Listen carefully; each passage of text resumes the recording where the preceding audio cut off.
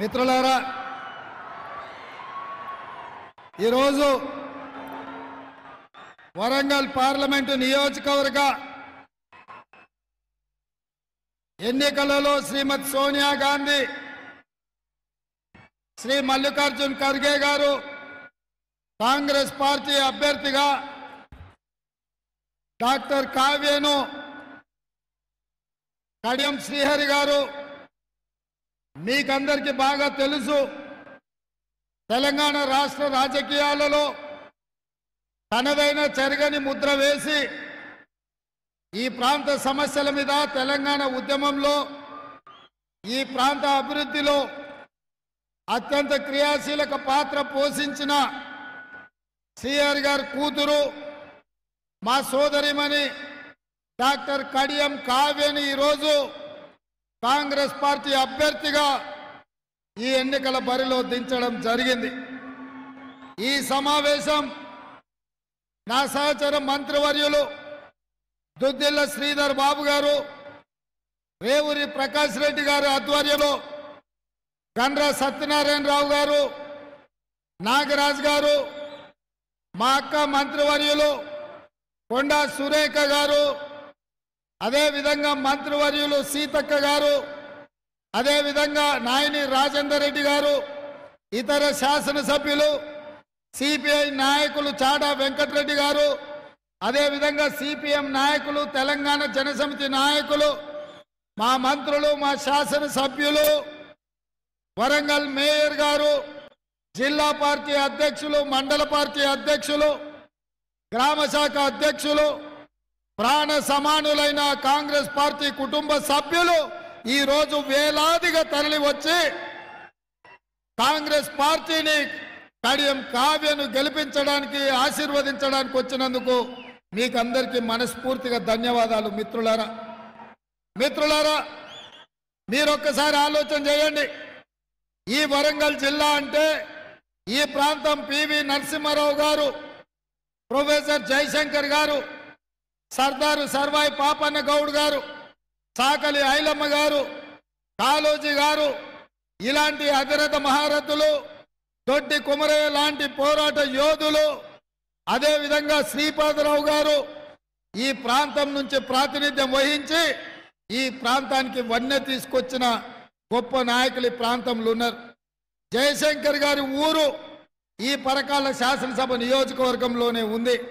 అక్కంపేటను 10 ఏళ్లు ముఖ్యమంత్రిగా ఉన్న చంద్రశేఖర్ రావు కనీసం రెవెన్యూ విలేజ్ గా చేయకపోతే కాంగ్రెస్ పార్టీ అధికారంలో వచ్చిన మొదటి రోజే జయశంకర్ గారి ఊరిని రెవెన్యూ విలేజ్ గా మన ప్రభుత్వం నిర్ణయం తీసుకొని వారి యొక్క తెలంగాణ చిత్తశుద్ధిని, వారి గౌరవాన్ని కాపాడే విధంగా ఈరోజు మన నిర్ణయం తీసుకున్నాం.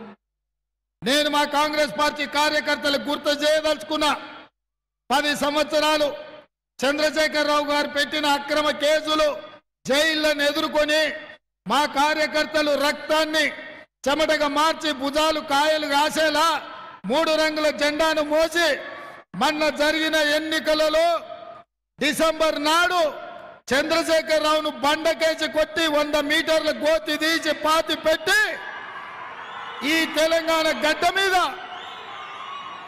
ఇందిరమ్మ రాజ్యం, ప్రజా పాలనను తీసుకొచ్చింది. ఆనాడు జరిగిన ఎన్నికల్లో మన విజయం ఫైనల్ కాదు. ఆనాడు చంద్రశేఖర్ రావును సెమీఫైనల్స్ లో మనం ఓడించినాం. 10 ఏళ్లు మనల్ని పట్టి పీడించి మనకు అన్యాయం చేసి అక్రమ కేసులు పెట్టి మన ఆస్తులు గుంజుకొని మన కార్యకర్తల ప్రాణాలు బలిగొన్న చంద్రశేఖర్ రావును ఆనాడు బొందబెట్టినాం. మళ్ళీ 4 నెలలు తిరిగే లోపలనే మళ్ళీ ఎన్నికలు వచ్చినాయి. ఇవాళ మా కార్యకర్తలు అనుకుంటుండొచ్చు మా బాధ్యత తీరిందని. తీరలేదు మిత్రులారా, మీ బాధ్యత పెరిగింది. ఈ బరువును మొయ్యాల్సింది మీరే. ఇప్పుడు ఆడబోతున్న ఆట ఫైనల్స్. ఈ ఫైనల్స్ లో గుజరాత్ నుంచి వచ్చిన మోడీ, అమిత్ షాను ఈ ఫైనల్స్ లో మనం ఢీ కొట్టబోతున్నాం. అందుకే నేను ఇవాళ తెలంగాణ సమాజానికి చెప్పదలుచుకున్నా, తెలంగాణ పౌరుషానికి, గుజరాత్ పెత్తనానికి ఈ ఎన్నికల్లో పోటీ. నిన్న నేను కొన్ని అంశాలు ప్రస్తావించిన 10 సంవత్సరాలు ప్రధానమంత్రిగా ఉన్న నరేంద్ర మోడీ గారు పునర్విభజన చట్టంలో పొందుపరిచిన బయ్యారం ఉక్కు కర్మాగారం మనకి ఇవ్వలేదు, రైల్వే కోచ్ ఫ్యాక్టరీ కాజీపేటలో మనకి ఇవ్వలేదు, ఐటీఐఆర్ కారిడార్ ఇవ్వలేదు, ఐఐఎం ఇవ్వలేదు, ఐఐటి ఇవ్వలేదు, గిరిజన యూనివర్సిటీ తిట్టంగా కొట్టినంత పనిచేస్తే మన ప్రభుత్వం వచ్చినాక ఇచ్చారు. ఇదే కాదు, పాలమూరు రంగారెడ్డి ఎత్తిపోతల పథకానికి జాతీయ హోదా ఇవ్వలేదు. ఇక్కడ మీకు పెట్టిన పరిశ్రమల్ని ఆయన ప్రారంభించలేదు. ఈ ప్రాంతానికి చేయాల్సినంత అన్యాయం ద్రోహం చేసిండు. ఈ వరంగల్ ఔటర్ రింగ్ రోడ్డు పూర్తి కాలే. ఈ వరంగల్కి ఎయిర్పోర్ట్ రావాల్సి ఉంటే కేంద్ర ప్రభుత్వం అడ్డుకొని వరంగల్లో నిర్మించాల్సిన ఎయిర్పోర్ట్ను కూడా ఇవాళ అడ్డుకున్నాడు నరేంద్ర మోడీ గారు, అమిత్ షా గారు, భారతీయ జనతా పార్టీ. ఈ అన్ని అంశాలను నేను ప్రస్తావించిన. ఈ అన్ని అంశాల మీద నరేంద్ర మోడీని, భారతీయ జనతా పార్టీని నేను నిలదీసిన. ఇక అది కక్ష పెట్టుకొని కక్షతోని ఎట్లయితే చంద్రశేఖరరావు 10 సంవత్సరాలు లక్షలాది మంది మన కార్యకర్తల మీద కేసులు పెట్టిండ్రు, నన్ను అక్రమంగా నిర్బంధించి చెంచల్గూడ చేర్లపల్లికి పంపించిండో అదే విధానాన్ని ఇవాళ బీజేపీ నాయకులు ఎన్నుకున్నారు.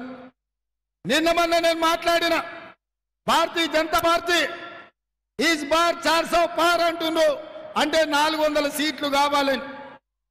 ఈ 400 సీట్లు ఎందుకయ్యా అంటే డాక్టర్ బాబాసాహెబ్ అంబేద్కర్ కాంగ్రెస్ పార్టీ తమ చెమటోడ్చి రాజ్యాంగంలో ఎస్సీ ఎస్టీ రిజర్వేషన్లు ఇచ్చి ఇవాళ దళితులను, గిరిజనులను లాయర్లుగా, డాక్టర్లుగా, ఇంజనీర్లుగా, ఐఏఎస్లుగా, ఐపీఎస్లుగా, ఐఎఫ్ఎస్లుగా, ఎమ్మెల్యేలుగా, ఎంపీలుగా, ఎమ్మెల్సీలుగా, రాష్ట్ర మంత్రులుగా, కేంద్ర మంత్రులుగా ఇవాళ కడియం శ్రీహరి గారు లాంటి వాళ్ళు లెక్చరర్స్ అయి సమాజానికి ఉపయోగపడే చదువు చెప్పి మంత్రులుగా పనిచేశారు.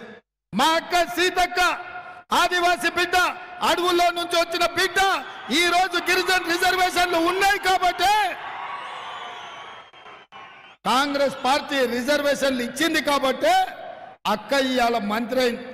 అంతెందుకు మా కావ్య డాక్టర్ అయ్యిందంటే, ప్రజలకు సేవ చేసిందంటే ఇవాళ ఎంపీగా మీ గళాన్ని ఢిల్లీ వరకు గల్లీ నుంచి వినిపించాలనుకుంటుందంటే కాంగ్రెస్ పార్టీ ఎస్సీ రిజర్వేషన్ ఇచ్చినందుకే. ఇవాళ ఈ ఆడబిడ్డలు ప్రజాప్రతినిధులై ప్రజల తరఫున ప్రశ్నించే గొంతుకలై ప్రజా సమస్యల్ని పరిష్కరించాలని ఏదైతే ప్రయత్నం చేస్తుండ్రో ఆ ఎస్సీ ఎస్టీ రిజర్వేషన్లు కాంగ్రెస్ పార్టీ ఇచ్చింది. ఇదే కాకుండా 1978లో ప్రజల జీవితాలలో మార్పు రాలేదు. బలహీన వర్గాలకు, బీసీలకు, ఓబీసీలకు రిజర్వేషన్లు ఇవ్వాలని ఆలోచన చేసింది. అందుకే 1978లో రాష్ట్రపతి ఆనాడు బీపీ మండల్ కమిషన్ నియమించి బీసీ ఓబీసీలకు రిజర్వేషన్లు ఇచ్చే దాని మీద నివేదిక తీసుకున్నారు. వారు ఇచ్చిన నివేదిక ప్రకారం 52% జనాభా బీసీలు, ఓబీసీలు ఉన్నారు. వాళ్ళకి 27% రిజర్వేషన్ ఇవ్వమని ఆనాడు రికమెండ్ చేసింది.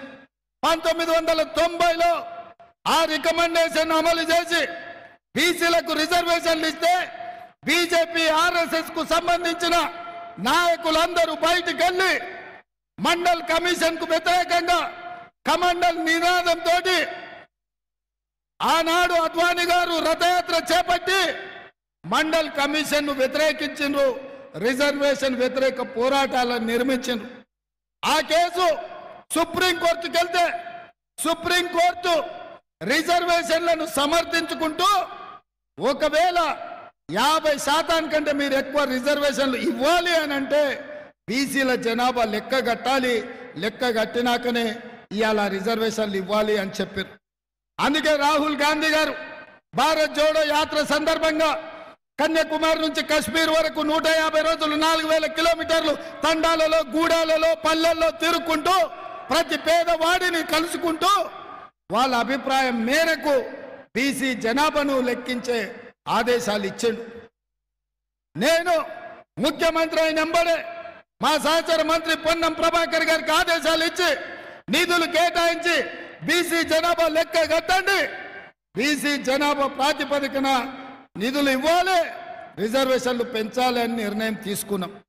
ఒక పక్కన బీసీ జనాభా లెక్క కట్టి రిజర్వేషన్లు పెంచాలని మేమంటుంటే బీజేపీ నాయకులు నరేంద్ర మోడీ, అమిత్ షా నుంచి మొదలు పెడితే జేపీ నడ్డా వరకు, బండి సంజయ్ వరకు, కిషన్ రెడ్డి వరకు, ధర్మపురి అరవింద్ వరకు బీజేపీ నాయకులు రిజర్వేషన్లను రద్దు చేస్తాం, మాకు 400 సీట్లు ఇవ్వండి అంటున్నారు. అంటే నేనేమన్నా, మీకు 400 సీట్లు ఇస్తే దళితులకు, గిరిజనులకు, బలైన వర్గాలకు నష్టం జరుగుద్ది. ఈ నష్టాన్ని జరగనిచ్చేది లేదు. ఎస్సీ ఎస్టీ బీసీల తరఫున మేము కొట్లాడతామని నేను గల్లీ నుంచి ఢిల్లీ వరకు అందరితో మాట్లాడిన. అచ్చం చంద్రశేఖరరావు ఆత్మ అమిత్ షాని ఆవహించినట్టుంది. ఢిల్లీలో కేసు కట్టిండు నా మీద. ఢిల్లీ నుంచి పోలీసులను పంపించిండు గాంధీ భవన్ కు. కార్యకర్తలారా మీరు ఆలోచన చేయండి. ప్రజాస్వామ్యంలో మనం ప్రశ్నించే అధికారం లేదా? ప్రశ్నించే హక్కు లేదా? దళితుల పక్కన, గిరిజనుల పక్కన, బలైన వర్గాల పక్కన నిలబడితే గుజరాత్ పెత్తందారులు, ఢిల్లీ సుల్తాన్లు ఢిల్లీలో కేసులు పెట్టి ఇవాళ గాంధీ భవన్ కు పంపించి రేవంత్ రెడ్డిని పట్టుకరాపోండి అని పంపించారు. నేను అడుగుతున్న మా కార్యకర్తలు, మా సోదరుల్ని, మీరు అండగా నిలబడితే అది ఢిల్లీ అయినా గుజరాత్ అయినా బండ కేసి కొడతామా లేదా? మీ రేవంత్ అన్న ఎన్నడైనా కేసులకు భయపడ్డా? చంద్రశేఖరరావు ఇట్లనే తమాషా చేసిండు కదా, చెర్లపల్లి చెంచల్గూడకు పంపించిండు కదా. చివరికి ఏమైంది? ఇరిగి బోర్ల పడ్డాడు మా కార్యకర్తల దెబ్బకు. ఇవాళ బీజేపీ వాళ్ళు అనుకుంటారు ఈడీ, ఇన్కమ్ ట్యాక్స్, సిబిఐతో పాటు ఇవాళ కాంగ్రెస్ నిలువరించాలి, రేవంత్ రెడ్డిని భయపెట్టాలంటే ఢిల్లీ నుంచి పోలీసులను పంపించాలని. అందుకే నేను ఇవాళ సూటిగా భారతీయ జనతా పార్టీ నాయకులకు నేను సవాలు విసురుతున్నా. చూసుకుందాం బిడ్డ, మీ గుజరాత్ పెత్తనమా, మా తెలంగాణ పౌరుషమా? ఈ తెలంగాణ పౌరుషం ఎవరి ముందు తల వంచదు. నిజాంల నుంచి, రజాకర్ల నుంచి పొలిమేర్లు దాటే వరకు దిగంతాలకు తరిమి నవాబుల లాగుల్లో తొండలిడిసి కొట్టి ఈ ప్రాంతాన్ని విముక్తి చేపించినాం. ఉమ్మడి రాష్ట్రంలో సమైక్య పాలనలో పౌరుషంతో పోరాడి తెలంగాణ రాష్ట్రాన్ని తెచ్చుకున్న రాష్ట్రానికి చీడగా పట్టిన చంద్రశేఖర్ రావును మనము వదిలించుకున్నాం. అందుకే మిత్రులారా, ఇవాళ నేను ఒక మాట చెప్పదలుచుకున్నా. ఎవరైనా ఈ దేశంలో ఎవరు వచ్చినా బీసీలు, ఎస్సీలు, ఎస్టీల రిజర్వేషన్లకు కాంగ్రెస్ పార్టీ అండగా నిలబడుతుంది. ఇవాళ ఈ రాష్ట్రంలో ఇక్కడ ఎవరు భయపడటం లేడు. ఢిల్లీ పోలీసులను కాదు, సరిహద్దుల్లో ఉన్న సైన్యాన్ని తెచ్చుకో, నీ మొత్తం గుజరాత్ను దించు బిడ్డ. ఎట్లా వస్తారో చూస్తా తెలంగాణలో. మీరు అనుకుంటారో మీ చేతుల అధికారం ఉంది కదా అని ఢిల్లీ పోలీసులను పంపించాలని. అందుకే ఇవాళ దేశంలో జరుగుతున్న పరిణామాలను చూసి మా సిపిఎం సోదరులు కోదండరామ్ గారు కూడా మనకు అండగా నిలబడ్డారు. అందుకే రేపు జరగబోయే ఎన్నికలు మనకు ఫైనల్స్. ఈ ఫైనల్స్ లో మనం గెలవాలి, మనం నిలవాలి, మనం రాహుల్ గాంధీని ప్రధానమంత్రిని చెయ్యాలి. ఇవాళ చంద్రశేఖరరావు సచ్చిన పాము, కానీ మీరు పడగ మీద కొట్టకుండా మన తోక మీద, నడుము మీదనే కొట్టిర్రు. అది చిన్నగా మళ్ళా పడిగిప్పుతుంది, లేస్తుంది. నిన్న ఖమ్మంలో అంటుండు, మాకు 10-12 సీట్లు ఇవ్వండి, కేంద్రంలో హంగ్ వస్తుంది, నామ నాగేశ్వరరావు మంత్రి అవుతాడని. అంటే దీని అర్థమైంది మిత్రులారా, మీడియా సోదరులారా, దీని అర్థమైంది టిఆర్ఎస్ పార్టీ నాయకులు కానీ బీఆర్ఎస్ పార్టీ మీద వాలిన కాకి మా కాంగ్రెస్ కార్యాలయం మీద కానీ మా ఇండ్ల మీద వాళ్తే తుపాకీ తూటతో ఒక్కటే దెబ్బకు లేపేస్తాం. ఆ ఇంటి మీద కాకి, ఈ ఇంటి మీద వాలనీయం. మరి మాతో లేదు, మమ్మల్ని 40 సీట్లే రావని అంటున్నాడు. బీజేపీకి 200 వస్తాయి, సంకీర్ణ ప్రభుత్వంలో నేను ఉంటా అని చంద్రశేఖరరావు అంటున్నాడు. అంటే బీజేపీ బీఆర్ఎస్ ఒప్పందం జరిగిపోయింది. చీకట్లో మాట్లాడుకుంటూ గూడు పుటాని చేస్తుండ్రు. ఈడ అమాయకుని అనామకుని బీఆర్ఎస్ వాళ్ళు పోటీలో పెట్టిరు. బీఆర్ఎస్ ఆయన్నే మీ ఉన్న అనకొండ, మీ కబ్జా కోరు ఇవాళ ఈ ప్రాంతం నుంచి ఉన్నాయన ఇవాళ తీసుకెళ్లి వాళ్ళ దాంట్లో నిలబెట్టిండ్రు. ఈ ఎన్నికల్లో టిఆర్ఎస్ బీజేపీ వేరు వేరు కాదు, ప్రజలకు చూపించడానికే ఇవాళ వీళ్ళిద్దరు వేరుగా ఉన్నారు. వీళ్ళిద్దరి ఆలోచన, వీళ్ళిద్దరి ఎన్నికల విధానం ఇవాళ బీజేపీ బీఆర్ఎస్ ఒక్కటై ఎన్నికలు వస్తున్నాయి. అరూరి రమేష్ ని ఇవాళ బీఆర్ఎస్ నుంచి బీజేపీలకు పంపించి అక్కడ అభ్యర్థిగా పెట్టి బీఆర్ఎస్ నుంచి ఒక అమాయకుని పెట్టి ఆ అమాయకుని మోసం చేసి ఇవాళ బీజేపీని గెలిపించాలని బీఆర్ఎస్ వాళ్ళు కుట్ర చేస్తున్నారు. అందుకే ఈ వరంగల్లో ఎవరైనా బీఆర్ఎస్ కు ఒక్క ఓటేసినా అది మురిగిపోతుంది. అందుకే బీఆర్ఎస్ కార్యకర్తలారా, చంద్రశేఖరరావు మీ ఆత్మ గౌరవాన్ని బీజేపీకి తాకట్టు పెట్టాను. అందుకే రేపు రాబోయే ఎన్నికల్లో ఆ తర్వాత కేంద్రంలో ప్రభుత్వంలో ఉంటాయని మాటలు చెప్తుండు. స్పష్టమైపోయింది బీజేపీ బీఆర్ఎస్ పొత్తు. బీజేపీ ఎన్నికల ముందు చంద్రబాబు నాయుడుతో పొత్తు పెట్టుకుంది, ఎన్నికల తర్వాత చంద్రశేఖరరావుతో పొత్తు పెట్టుకోబోతున్నాడు. అందుకే ఇవాళ ఆలోచన చేసి మా కార్యకర్తలందరూ కూడా కష్టపడాలి. రాహుల్ గాంధీ ఈ దేశానికి ప్రధానమంత్రి కాబోతున్నాడు. ఇండియా కూటమి గెలవాలి, ప్రజాస్వామిక శక్తులు బ్రతకాలి. లేకపోతే పౌర సమాజం మిగలదు, పౌరులకు హక్కులు మిగలవు. రాజ్యాంగాన్ని సమూలంగా మార్చి ఈ రోజు రిజర్వేషన్లను రద్దు చేయాలనుకుంటున్నారు. అందుకే సోదరులారా, ఈడికొచ్చిన మిత్రులారా, డాక్టర్ బాబాసాహెబ్ అంబేద్కర్ ఇచ్చిన మన రిజర్వేషన్లను కాపాడుకోవాలి. ఇవాళ దళితులు, గిరిజనులు, బలైన వర్గాలు, మైనార్టీలు, మహిళలు ఏకమై బీజేపీని ఓడించాలి. ఈ బీజేపీని ఓడిస్తే తప్ప మనకు రిజర్వేషన్లు మనకు ఉండవు. ఇక చంద్రశేఖరరావు కారు వాళ్ళ కొడుకు చెప్తున్నాడు ఖరాబ్ అయిందని. నేను అంటున్నా, కారు ఖరాబ్ అవుడు కాదు, అనుం జడ్డది కార్ఖానకు పోయింది, మళ్ళా రాదు. దాన్ని తూకానికి జుమ్మెరాత్ బజార్లో అమ్మాల్సిందే, కారు లేదు ఇంకా. అందుకే చంద్రశేఖరరావు నిన్న మన బస్సు తిరుగుతున్నాడు. ఆయన బస్సు యాత్ర చూసిండ్రా మిత్రులారా? ఆ బస్సు యాత్ర చూస్తే వెనకడికి ఎవడోనంట తిక్కలోడు తిరునాళ్ళకు పోయిందంట. తిరునాళ్ళ మొత్తం ఎక్కనికనే దిగనికనే సరిపోయిందంట. వాడు చూసింది లేదు, వాడు చేసింది లేదు. ఇవాళ చంద్రశేఖరరావు బస్సు యాత్ర కూడా తిక్కలోడు తిరునాళ్ళకు పోతే ఎక్కనిక దిగనిక సరిపోయినట్టుగానే ఉన్నది. అందుకే ఇవాళ అటు ఇటు కాకుండా మా మిత్రుడు గండ్ర సత్యనారాయణరావు గారు ఏదైతే మాట చెప్పిండో 75,000 మెజార్టీ ఇస్తామని, పరకాల నుంచి కూడా మా ప్రకాశన, కొండ సురేఖమ్మ మీరందరూ కలిసి మంచి మెజార్టీ ఇవ్వండి. DBM 38 రామప్ప నుంచి నీళ్ళు ఇచ్చే బాధ్యత నాది, మెజార్టీ ఇచ్చే బాధ్యత మీది, ఓట్లేసే బాధ్యత మీది, నిధులు ఇచ్చే బాధ్యత నాది. ఈ వరంగల్ ప్రాంతాన్ని అభివృద్ధి చేస్తాం. నగరం వానొస్తే మొత్తం మునిగిపోతుంది. వరంగల్ నగరాన్ని సురేఖమ్మ చెప్పిన ఎంబడే నిధులిచ్చి మిమ్మల్ని కాపాడతామని తెలియజేస్తున్నా.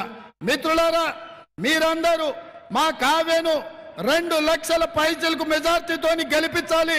గెలిపించడానికి సిద్ధమా? సిద్ధమా? సిద్ధమా? సిద్ధమా? సిద్ధమా?